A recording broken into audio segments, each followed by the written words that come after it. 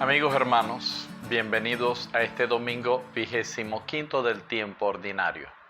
Bien, comenzamos meditando la palabra de Dios con un libro sapiencial, el libro de la sabiduría. Y al leer el libro de la sabiduría, se dijeron los impíos, acechemos al justo, que nos resulta fastidioso. Se opone a nuestro modo de actuar, nos reprocha las faltas, veamos si es verdad lo que dice, comprobando cómo es su muerte. Si el justo es hijo de Dios, Él lo auxiliará y lo librará de las manos. Lo someteremos a ultrajes, torturas, etc.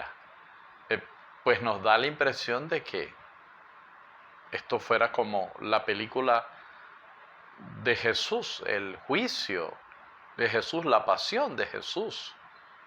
Parece que fueran los fariseos, los sacerdotes, el Sanedrín, que en esos momentos lo estuvieran acusando, lo estuvieran condenando, dice, a muerte ignominiosa. Pues según dice, Dios lo salvará.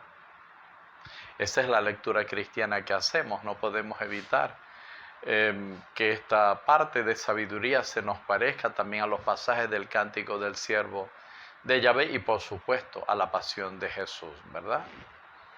Pero queridos amigos, nosotros seguimos al Maestro, seguimos a Jesús porque somos creyentes. ¿Y quién de nosotros no se ha tropezado? Y cuidado, si no nos ha tocado a nosotros ser personas que creen que poseen la verdad y están tan obcecadas en eso que su sabiduría ya no es la sabiduría del justo, sino la sabiduría, como dice aquí, del impío. Se dijeron los impíos, es lo que dice el inicio de esta lectura. ¿Y cómo razona el impío? El impío razona con insultos, con ofensas, humillando, así. Si nos ha tocado a nosotros pasar por la prueba del justo, pues quizás no nos han hecho lo que le han hecho a Jesús. Pero sí vemos que a veces nuestra palabra inspirada en el Evangelio, porque a veces nuestro servicio, a lo mejor sin decir nada, como que a algunos les interpela, les molesta, les hace daño. Pero es cuidado. A veces podemos pasar de la sabiduría del justo a ese modo de actuar que tiene el impío. Entonces, que los insultos, las humillaciones y vejaciones no sean criterios en tu vida. Sí, que no lo sean. No nos pongamos en ese puesto. Que la sabiduría del justo reine en nuestros corazones. Amén. Amigos míos, y vamos a continuar con la meditación de la palabra de Dios en la carta del apóstol Santiago, el capítulo 3. Santiago hace un contraste entre los que se dejan guiar por la sabiduría de Dios y estos que se dejan guiar por sus instintos, como una especie de sabiduría que tiene el mundo, pero en el fondo es esa parte oscura que domina el corazón de algunas personas con una profunda tristeza, que es la envidia y la rivalidad. El que posee la sabiduría del justo, pues, está lleno de comprensión, está lleno de conciliación, de misericordia, de sinceridad y de imparcialidad. El fruto de esta sabiduría es la misma paz, porque así es el sabio, trabaja por la paz. Pero la otra parte, lo que dice Santiago, donde hay envidia y rivalidad, pues todo está lleno de desorden, de todo tipo de malas acciones. Son personas muy inteligentes para humillar, para hablar mal de los demás, para hacerle daño a los demás. claro, están dominados por la rivalidad y por la envidia. ¿De dónde vienen estos conflictos?, dice en algún momento Santiago. ¿No es precisamente de esos deseos de placer que pugnan dentro de ustedes? Ambicionan y no tienen, asesinan y envidian, no pueden conseguir nada, luchan, se hacen la guerra y no obtienen nada porque no piden, porque no saben pedir. Pero en el fondo, el que está dominado por la envidia, en el fondo está dominado por la tristeza. Porque ¿de dónde viene la envidia? ¿Y de dónde viene esa rivalidad? De la tristeza, de un vacío, porque no tienen lo que quieren, porque ambicionan lo del otro y se ven ellos muy vacíos. La recomendación de Santiago es: pidan, dice pedir, y no reciben porque piden mal, con la intención de satisfacer vuestras pasiones. Y debe ser lo contrario. Debemos pedir por los demás, debemos amar a los demás. El envidioso y el que rivaliza debe cambiar su inteligencia oscura y triste por una sabiduría llena de amor, llena de misericordia y de compasión.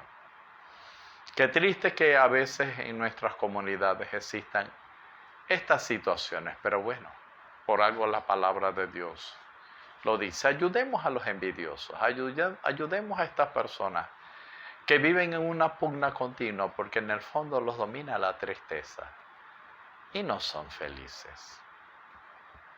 Amén.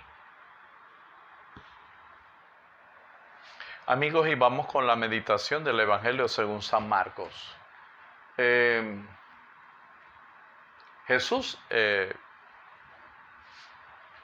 les habla a los discípulos de lo que viene. No es la primera vez que Jesús lo dice. El Hijo del Hombre va a ser entregado en manos de los hombres, lo matarán y después de muerto, los 3 días, resucitará. Pero la palabra de Dios dice que no entendían lo que decía y les daba miedo preguntarte. Entonces, si no entendían, ¿por qué les daba miedo? Como que algo sí podían entender, como que algo sí podían intuir, pero no querían darse por hecho, por saberlo, no lo querían. Bueno, Jesús atisba que Él está diciendo esto y que ellos más bien tienen sus intereses y su pensamiento en otra cosa. Y entonces les dice de que vienen discutiendo por el camino. Y ellos se quedaron callados porque habían discutido quién era el más importante. ¿Quién de ellos era el más importante? Es decir, ¿quién de ellos era el que venía después de Jesús? Ay, Dios. Entonces Jesús, que lo sabe, los llama y le dice: quien quiera ser el primero, que sea el último de todos y el servidor de todos.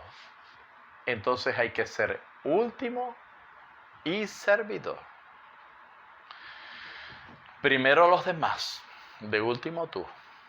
Y tú eres servidor de todos. Y entonces luego llama a un niño, lo pone en medio de ellos, lo abraza y les dice: el que acoge a un niño como este, mi nombre, me acoge a mí. Y el que me acoge a mí, no me acoge a mí, sino al que me ha enviado. A ver, para nosotros un niño puede significar simplemente un ser inocente, puro, hermoso. Pero parece que este no es el contexto. Muchas veces los sinópticos han jugado la palabra niño con pequeños. Y los pequeños a veces eran los discípulos, pero los pequeños también a veces eran otros. El niño, en este contexto, el niño es un ser vulnerable.